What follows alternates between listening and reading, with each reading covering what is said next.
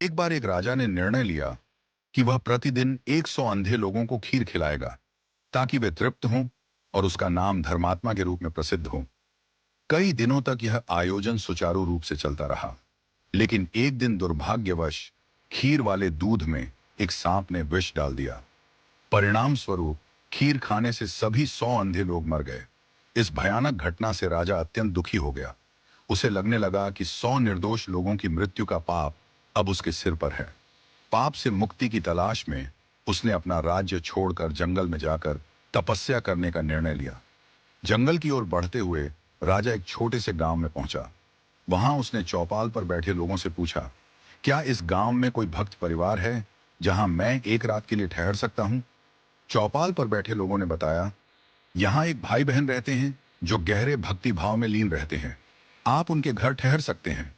राजा उस भाई बहन के घर गया और वे दोनों उसे बड़े आदर से अपने घर ले गए। अगली सुबह जब राजा उठा तो देखा कि लड़की ध्यान में लीन थी।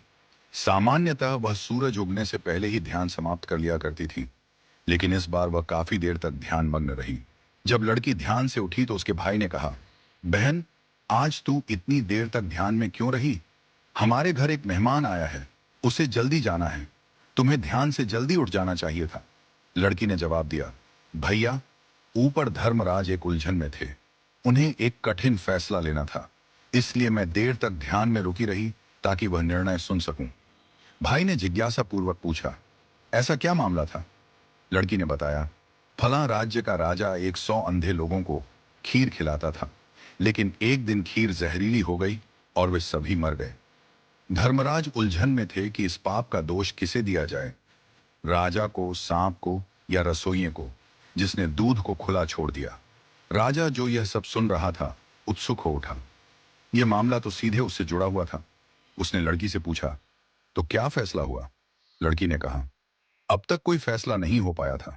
राजा ने अनुरोध किया, क्या मैं एक और रात यहां रुक सकता हूं? भाई बहन ने सहर्ष अनुमति दे दी।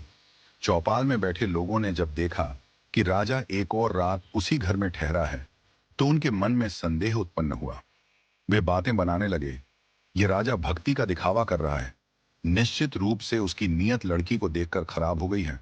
अब वह लड़की के साथ भाग जाएगा या फिर यहीं ठहरा रहेगा। अगली सुबह लड़की फिर से ध्यान में बैठी और इस बार समय पर उठ गई।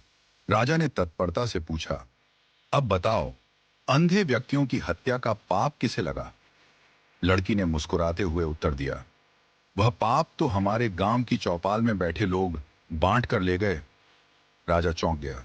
लड़की ने समझाया, जो लोग दूसरों की निंदा करते हैं वे अनजाने में ही उनके पाप अपने सिर पर ले लेते हैं। निंदक दूसरों के दोषों को ढोते रहते हैं और उनके फल भी भोगते हैं, इसलिए हमें निंदा से बचना चाहिए। राजा को उस दिन एक गहरी सीख मिली। उसने समझा कि असली भक्ति दूसरों की निंदा छोड़कर अपने कर्मों को सुधारने में है। उसने अपने राज्य लौटकर अपने कर्मों का प्रायश्चित करने का निश्चय किया। इस कहानी से हमें यह शिक्षा मिलती है कि हमें दूसरों की निंदा से बचना चाहिए, क्योंकि निंदा करने से हम अनजाने में उनके पाप अपने सिर पर ले लेते हैं। हर किसी को अपने कर्मों पर ध्यान देना चाहिए और सदैव भक्ति और परोपकार के मार्ग पर चलना चाहिए।